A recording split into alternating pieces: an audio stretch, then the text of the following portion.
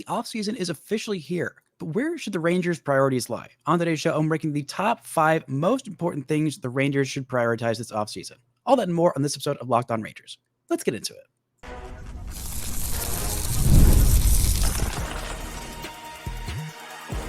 You are Locked On Rangers, your daily Texas Rangers podcast, part of the Locked On Podcast Network, your team every day.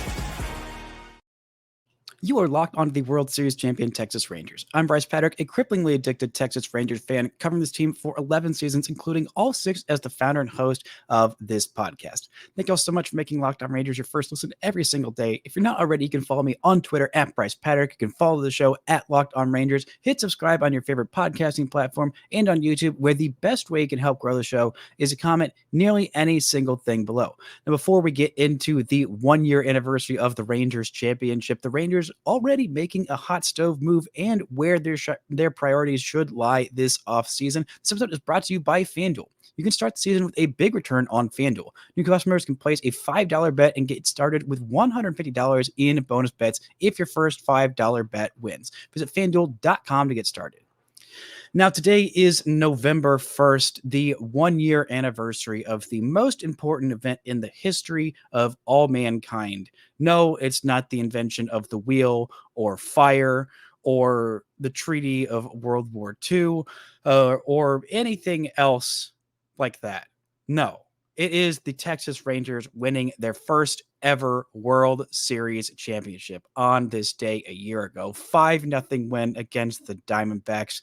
I was weeping. You were probably weeping. I watched the video of the game, the condensed game. I'll go back and probably watch the entire Game 5 at some point later on today, but still getting me choked up and watching that back, just remembering that incredible game and all of the emotions that went along with it, the emotions that it still evokes a year later that I imagine it always will. I mean, this was the game to end all games. This was the sports moment of my lifetime. I have experienced a lot of sports joys. Baseball has always been first and foremost. This was the thing that I was convinced, and I think most old crusty Rangers fans were convinced was never going to happen after all the times that we thought it was going to happen, and it didn't. Back in 2010, when the Rangers went to their first ever World Series, striking out A-Rod, with that iconic moment that is emblazoned in bronze outside of the Rangers Stadium, with Neftali Feliz hugging Benji Molina as the Rangers are going to their first ever World Series, and then just getting waxed by Bruce Bochy and his 2010 San Francisco Giants. In 2011, I don't need to go beat by beat. You all know how that happened. In 2012, when everything was looking like, okay, this is the revenge season. Yu Darvish is here, and the Rangers losing that division title in agonizing fashion and losing to Joe freaking Saunders in the first ever one-game wildcard game. And not to mention 2015 and 16 with those stacked teams, with 2016 losing because your 2 co-aces that were just 2 of the best pitchers on the planet get absolutely blasted. Sure. Fine.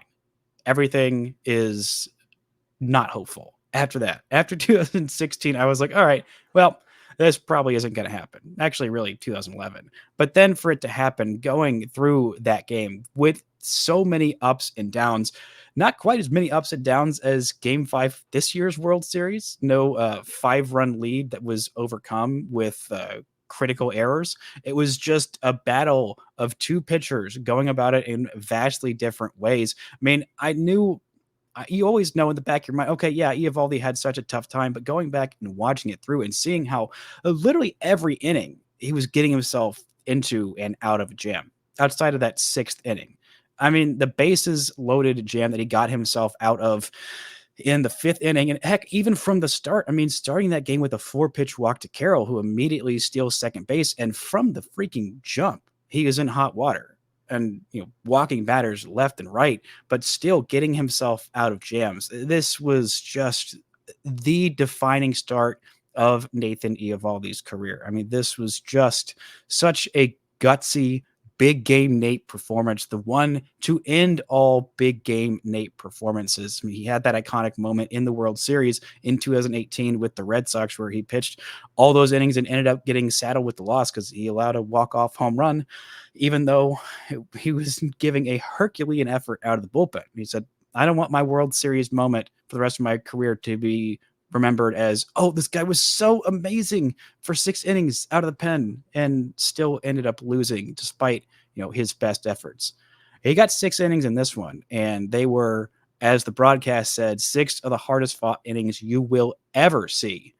And he was amazing. And the Rangers were amazing. I mean, there were so many different plays with the no-hitter through 6 innings for Gallen. I mean, heck, some amazing defensive plays by Geraldo Perdomo out there in short to rob Marcus Semien of a hit. I believe that was in the 4th. Then in the 5th inning when it was still going back and forth, and that Yuli Gurriel amazing catch in the gap to rob Josh Young of what should have been a surefire double. I thought, oh my gosh, if Yuli Gurriel is making that catch, then maybe it's not happening today.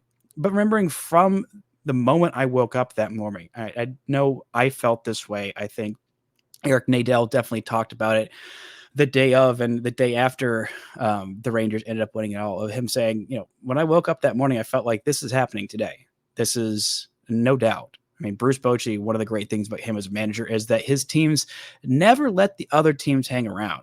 When he's got a chance to finish off a series, he finishes off that freaking series.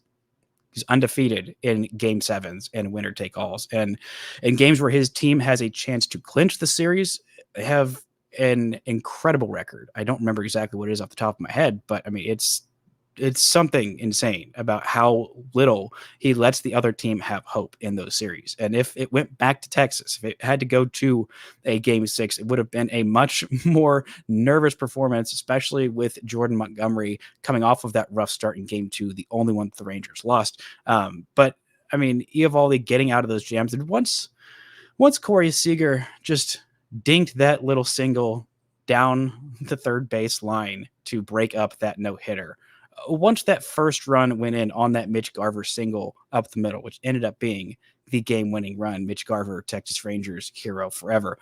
Once that first run came in, even when the Rangers weren't able to get the second run across in that inning, when they weren't able to get a singular run in the 8th inning with the bases loaded, and their Evan Carter and also Mitch Garver up in those spots, they weren't able to get a single run home. There wasn't a bit of panic for me. Maybe there was a little bit, but not as much panic as there had been in years past, because Bruce Bochy was there, because this was a different team. This was not a team that was burdened by the scars of the things that came before them. This was a team that was their own team. This is a team that did not lose a single road game in the playoffs. Perfect 11-0. And a perfect way to cap it off, of just that little bit of cushion with those leadoff hits, with that triple that wasn't really a triple, but basically might as well have been a triple from Jonah freaking Heim, all the way to that home run that really was the moment that sealed it for me of, oh my God, this is happening. The Marcus Semien, Texas on the verge call still gives me chills to this freaking day, watching Marcus Semien smack that home run and bunny hop all the way around the bases in a way that I'd never seen before or since Marcus Semien react to a home run. And then the magical Josh Sborz called strike 3, curveball looking, and glove spike and hug and celebration, and the call from both the broadcast on the TV and from Eric Nadel's call. I mean, I don't know about you, but I cannot hear those calls without getting choked. I can't even really think about them without still a year later getting choked out. It was just such an incredible moment. And even though the Texas Rangers are no longer the reigning World Series champs, and I will have to start and end this podcast without throwing that little thing in there. I mean, I don't have to, but I'm probably going to, because it gets kind of annoying and a little lame, honestly, just throwing that reigning World Series champ when it's not the case, or just, oh, they won a World Series when it has been more than a year. So starting Monday, I'll have to figure out something else to say about this team, at least until the Rangers win it all again in 2025. But just I feel like it was the most important thing to start off this Friday podcast, this 1 year anniversary of the most beautiful, magical moment and the parade that ensued and the championship merch that was purchased. And I'm really mainly bummed the Rangers aren't going to get to wear those gold uniforms next year. I mean, those were so freaking clean. I still need to get myself that gold hat that the Rangers wore with those uniforms. Unfortunately, they did not play well in those uniforms as the defending reigning World Series champs. But hey, maybe when they do it again in 2025 as reigning champs in 2026, maybe things will go a little bit better. Coming up, we're going to talk about the Rangers' top 5 priorities this offseason and a move they have already made this winter, right after this word from our sponsors. This show is brought to you by FanDuel. Get ready to tackle the NFL action with FanDuel, America's #1 sportsbook. Because right now, new customers can bet $5 and get $150 in bonus bets if you win. The FanDuel Sportsbook app gives you everything you need to place live bets on the NFL all in one place. So when you get a hunch in the middle of the game, you can check out the latest stats, view live play-by-play, and so much more on the same page where you place your bets. If you wanted to bet on Major League Baseball, right now the only odds they have up are the 2025 World Series. Let's go ahead and look forward to that. The Rangers trying to do that whole Bruce Bochy thing of 3 in 5 years. Maybe it's the odd year magic. Right now, the Rangers have the 9th best odds, tied for the Cleveland Guardians and the Chicago Cubs and the Seattle Mariners at plus 2,500. They've also got NFL odds, they got NBA odds, NHL odds. So go check it all out at FanDuel.com. You'll get started with $150 in bonus bets if you win your first $5 bet. That's FanDuel.com. Never waste a hunch. Make every moment more with FanDuel, an official sportsbook partner of the NFL.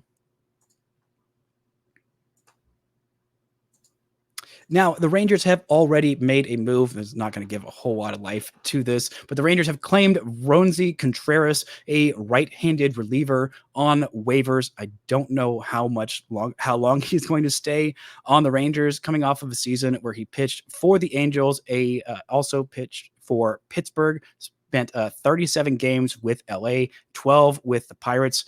On the season, he combined for 49 games, 68 in a third innings, 56 strikeouts, 31 walks, 11 home runs, a little bit of a home run problem. Not elite swing and miss stuff, not elite velocity by any means, averaging 95.6 on his fastball. He has gotten decent, 94.7. That was from a couple years ago. So if you look at his baseball savant page, nothing really stands out. Not a whole lot of strikeouts, not really a great walk rate, gets a decent amount of ground balls. I don't know if he's going to stick on the Rangers roster for all that long. So I think there's a whole lot of reason to talk more about this. Maybe he sticks around, maybe he doesn't. Who knows? But the Rangers are already making moves basically day one of the offseason. Now let's get into the Rangers' top 5 priorities this offseason. Number 1 priority, I think, has got to be bring back Kirby Yates. He was the second best reliever in all of baseball last season. The Rangers got an absolute steal, signing him for a 1-year, $4.5 million deal. The Rangers have a lot of open spots in the back end of their bullpen because he is a free agent, because Leclerc is a free agent, because almost certainly I feel like David Robertson is going to be a free agent, hoping that he takes that mutual option on his 2025 deal with the Rangers. But after the season he had of being amazing still, I think either retirement or free agency are probably more likely for David Robertson to go that route.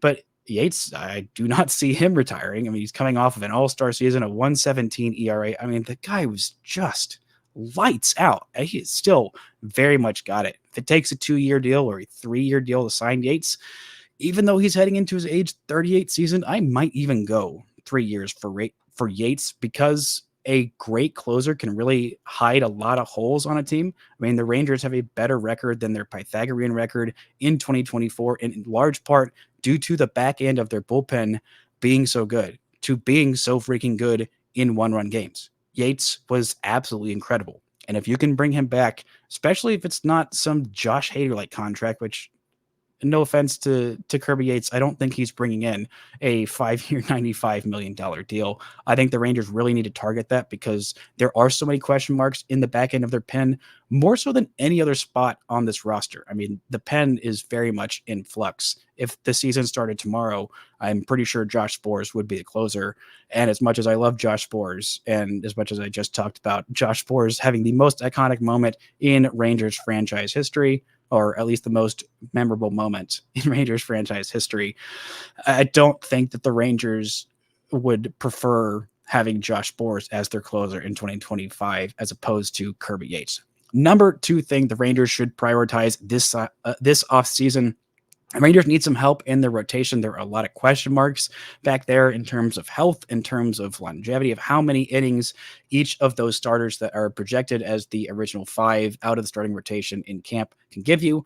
And there's also a bunch of big questions about how much money the Rangers can spend. So the number 2 priority should be signing Roki Sasaki, the Japanese right-handed pitcher who is still very young, heading into his age 23 season. He's actually turning 23 in 2 days. It's not a certainty that he will even be posted by the Chiba Lotte Marines. It feels like a likelihood at this point. He is coming off of another great season. They are going to probably get a pretty sizable posting fee, but a guy who's got a 2.10 ERA in NPB for 4 seasons, he's going to be 23. You don't get a shot at this guy often. And you don't get a shot at someone with this young, with this kind of incredibly high ceiling this often. And the Rangers' main competition is going to be the reigning World Series champs, who have signed 2 of the best, who have the 2 best Japanese players in Major League Baseball right now. I mean, it doesn't feel like that's too much of a question. Maybe if Kodai Senga is healthy, he's a little bit better than Yoshinobu Yamamoto, but there's no question that that guy Shohei Ohtani is the best Japanese player in Major League Baseball, if not the best player in Major League Baseball, especially next year when he's going to be pitching as well. The Rangers' basically entire pitch, I feel like, will be, hey, do you want to go be the 3rd most famous Japanese pitcher on the Dodgers and be their number 3 or 4 in your rotation? Or would you rather be a number 2 here, a 1A, 1B situation with Jacob deGrom, be your own person, get your own spotlight, and not be viewed as just jumping on some bandwagon of the reigning World Series champs, but being on a team who has won a championship, who does need a lot of help, and who you will be a big part of this team moving forward. And in terms of the per dollar value, I don't think there is any question that signing this guy, Roki Sasaki, to a deal is got to be the best value for your buck, of getting a guy who is an elite talent, who might end up being the, well, Juan Soto's in this class, who might end up being the 2nd best player on this free agent market. I mean, Roki Sasaki is an incredible talent, and there is some question in terms of his long-term health and durability. There was an arm issue that plagued him this year. His velocity was down. The swing and miss on his fastball was way down. Same with his splitter. Same with his slider. Still had a great season, and I think still will be a phenomenal pitcher for the long term, have a great Major League career. And I know that he wants to get over here as quickly as possible, and the Rangers have got to make this a very, very high priority. Not number 1, because I think Yates has got to be priority number 1. Shoring up that bullpen is the biggest part of this offseason because there are so many question marks back there. But I mean, Roki Sasaki would be quite literally the perfect fit. Maybe a even more perfect fit than Kirby Yates. I think if the Rangers miss out on Yates, it'll be a huge bummer, and I think it will be harder to pivot from that. But if the Rangers do sign Sasaki, I mean, even signing Juan Soto, I think that would fix basically any question of the Rangers being contenders in 2025. But if they sign Sasaki, I mean, in terms of the long-term plan of being really freaking good, your next few seasons of your rotation being, game 1, if you get to a playoff series, game 1 starter Jacob deGrom, game 2 starter Roki Sasaki, game 3 starter Kamar Rocker, that is an incredibly loaded rotation. Even if one of those guys goes down, the depth behind them of maybe having a Cody Bradford in a playoff start, maybe having a Jack Leiter, assuming he takes that next step and fortifies himself into a mid-rotation starter the Rangers hoped he could be. Sasaki has got that ceiling of not just ace, but best pitcher in baseball type of stuff. I mean, his stuff is absolutely special. That fastball, that splitter, that slider, all of those are absolutely sensational pitches. There are some questions because health, and he's a pitcher, and all of their health is very much in question.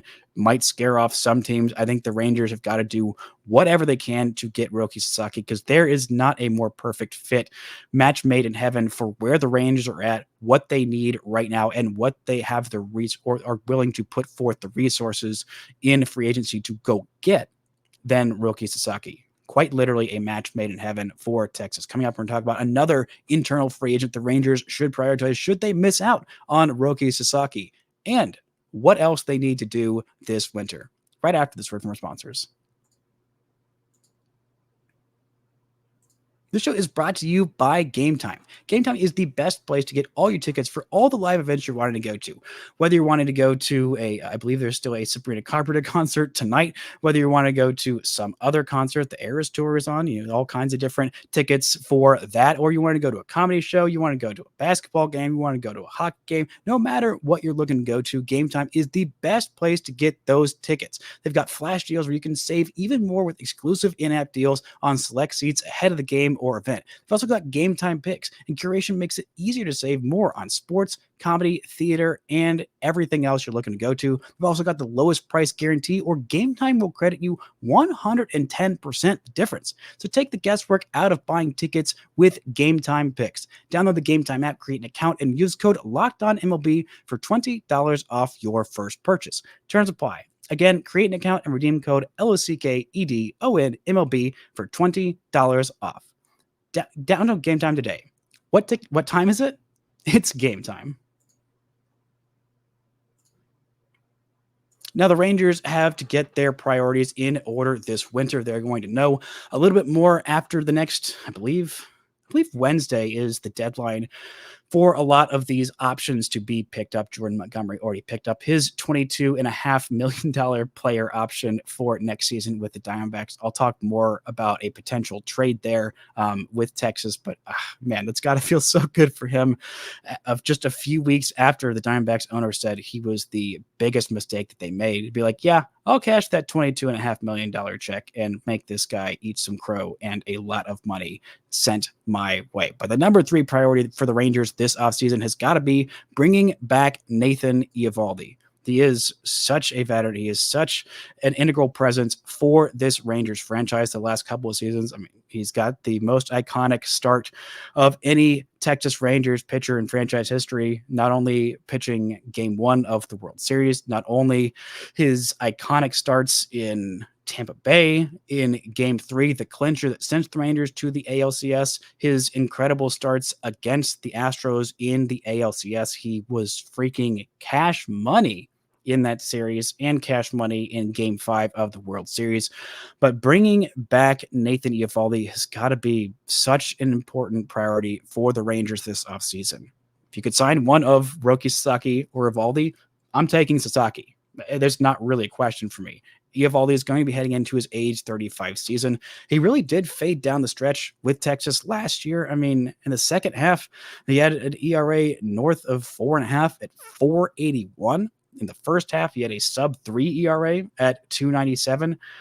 But this guy just shoves in big games. He has been consistently healthy with Texas. His first back-to-back 140-plus inning season since 2014 to 2015. He threw one out shy of 200 innings in Miami in 2014, and then 154 innings with the Yankees in 2015. And he's had a lot of consistency issues of staying healthy for the full year. This year, missed a little bit of time with a couple of groin injuries that flared up, but made 29 starts on the year, 170 and 2/3 innings. It was the Rangers innings leader. Now, I think hoping for 140 to 150 innings is what the Rangers should target for him next year.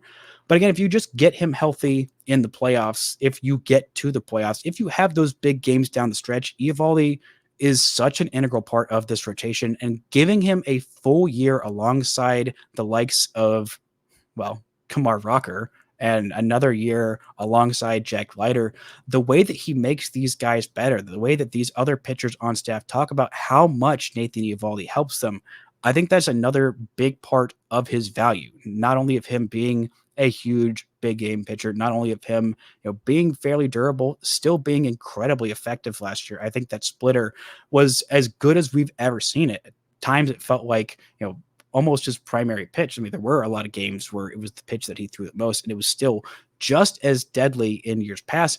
But you look at the 5 guys in the Rangers rotation next year, this is a little bit more of a knock on Sasaki. You don't know how many innings you're going to get out of Sasaki. You don't know how many starts you would get out of Sasaki should the Rangers sign him. But with Eovaldi, I feel fairly confident in saying that he's going to give the Rangers at least 20, 25, hopefully 30 starts next year.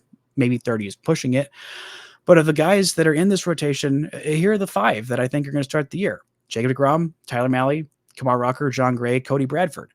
And all of those guys have big question marks about their health and durability for next year. Honestly, it feels kind of insane to say, but I think deGrom is the one I feel most confident in doing a full starter's workload of getting 30 starts and 150 plus innings. The rest of those guys, big question marks. John Gray, big question marks in his health. Cody Bradford, I'm hoping this was just an isolated incident that kept him out for basically half the season. But there's still some questions there. With Mahle, he has never been a super durable pitcher. And Rocker is, he hasn't had that full starter's workload, a full, let alone minor league season, really, even in his career. So who knows how many starts he's going to give them. I think Eovaldi gives them that solid presence, a top-year rotation, that solid big game pitcher should the Rangers even get to the playoffs or get in those meaningful games down the stretch. And I think he would be the perfect fit. Ideally, he takes that $20 million player option and you don't have to think about it. But if it takes a 2-3 year deal even to bring Evo back, I know the Rangers really would like him back there. Number 4 priority for the Rangers this offseason is just sign another reliever. Ideally, the Rangers bring back their top 2 bullpen arms from last year, if not 2 more relievers. I think that maybe it's a little bit, putting your priorities on the wrong thing, because you can pull a reliever out of anywhere. Ideally, the good teams can pull a great reliever out of nowhere. I think the Rangers have some internal options. I'll talk more about those later on in this offseason, maybe even next week, about different guys like Mark Church or whoever that could jump into that back end elite reliever role. But the Rangers need at least 2 guys this offseason. I think Yates should be priority number 1.